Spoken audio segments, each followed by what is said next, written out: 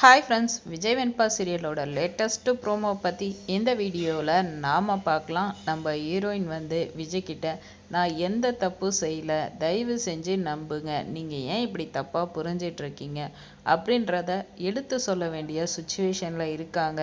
இல்லைன்னா இது இன்னும் பெருசாகி விஜய் முழுசாக நம்ம ஹீரோயினை வெறுத்துருவாங்க. அது ராஜேஸ்வரி நினச்ச மாதிரி நடக்கக்கூடாதுன்னு நீங்கள் ஃபீல் பண்ணால் நம்ம வீடியோக்கு ஒரு லைக் பண்ணிக்கோங்க.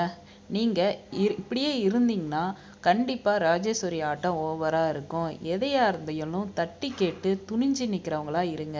அந்த ஹீரோயினை தான் எங்களுக்கு ரொம்ப பிடிக்கும். இப்படி அழுதுகிட்டே அமைதியாக இருக்கிறது, பொறுமையாக இருக்கிறதுனால எதிராளிக்கு கொண்டாட்டமாக போகுது. அதுக்கான வாய்ப்பை இதுக்கு மேலேயும் கொடுக்காதீங்க. நீங்கள் நிறையா இதனால் அமைதியாக இருந்து நிறைய இழந்திருக்கீங்க அப்படின்னு தாங்க சொல்லணும். ஸோ இப்போ என்ன விஷயம் நடக்குதுன்னு பார்த்தோம்னா, நம்ம ஹீரோயினுக்கு வேலை கிடைச்சிருக்கு. ஸோ சர்டிஃபிகேட் கொடுத்து வேலையில் ஜாயின் பண்ணால் சுய மரியாதையோட அவங்க ரொம்ப சந்தோஷமாக அவங்க குழந்தைக்கு வேண்டியதும் அவங்களதும் பார்த்துக்கலாம். இந்த ராஜேஸ்வரி கிட்ட அவங்க சொன்னாங்கல்ல, எங்கிட்ட பிச்சை எடுக்கணும், ₹1 இருந்தாலும் என்கிட்ட வாங்கணும், அந்த தயவே நமக்கு தேவையே இல்லை. கௌரவமாக நம்ம ஹீரோயின் நிம்மதியாக வாழுவாங்க. ஆனால் இது ராஜேஸ்வரி விட்டுருவாங்களா? எனக்கு நீ அடிமையாக தான் இருக்கணும், என்கிட்ட ₹1 இருந்தாலும் வாங்கணும், நீ ஒரு வேலைக்காரி அப்படின்ற நிலையில தான் ராஜேஸ்வரி பண்ணுறாங்க. ஸோ அதுக்கான வாய்ப்பை எல்லாத்தையுமே ஸ்டாப் பண்ணுறாங்க. அந்த வகையில் தான் இந்த டெண்டர் விஷயத்தை தூக்கி நம்ம ஹீரோயின் தலையில் தூக்கி போட்டுட்டாங்க. இப்போ அடுத்ததாக பார்த்தோம்னா, இந்த சர்டிஃபிகேட் இருந்தால் தானே காலி பண்ணிடுறேன்னு நம்ம ஹீரோயின் கண்ணு முன்னாடியே எரிச்சு போட்டாங்க. ரொம்ப மனசு உடஞ்சி போயிட்டாங்க.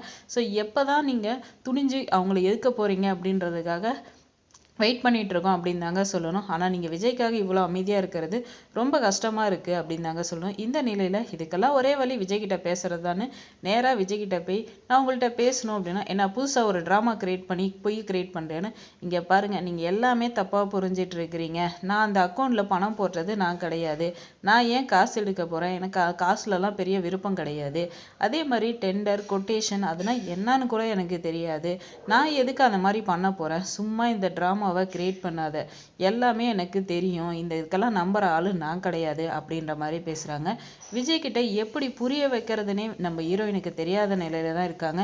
ஏன்னா அந்த அளவுக்கு கண்மூடித்தனமா இவ தப்பு பண்ணவதான் அப்படின்ற அளவுக்கு அவரு கண்மூடித்தனமா நம்பிட்டு இருக்காரு. ஸோ ஒரு கட்டத்துக்கு மேல நம்ம ஹீரோயின் சத்தியம் பண்ற அளவுக்கு போவாங்க. சத்தியமா, இந்த சாமி சத்தியமா நான் எந்த தப்புமே பண்ணல, உங்களுக்கு எந்த துரோகத்தையுமே நான் எந்த நிலையிலும் நினைக்க மாட்டேன். அதே மாதிரி இந்த வீட்டில் இருக்க எனக்கு பணம் பெரிய விஷயம் கிடையாது, எனக்கு வெண்பாவும் நான் உங்களை விரும்பினேன், அது மட்டும் போதும் அப்படின்ற நிலையில தான் பேசுவாங்க. ஸோ இது மூலயமா விஜய் யோசிப்பாரா என்னன்றது தெரியாது. ஆனால் கூடிய சீக்கிரம் ராஜேஸ்வரி பற்றின விஷயம் விஜய்க்கு தெரிஞ்சாதான் நல்லது அப்படின்னு தோணுது. அப்படி இல்லையா நம்ம ஹீரோயின் அதிரடியா துணிச்சலான பழைய ஹீரோயினா வரப்பதான் இந்த ராஜேஸ்வரியோட கொட்டத்தை அடக்க முடியும். வெயிட் பண்ணி பார்ப்போம் என்ன நடக்குதுன்னு. இந்த வீடியோ உங்களுக்கு பிடிச்சிருந்தா லைக் பண்ணுங்க, மறக்காம சேனலை சப்ஸ்கிரைப் பண்ணுங்க. தேங்க்ஸ்.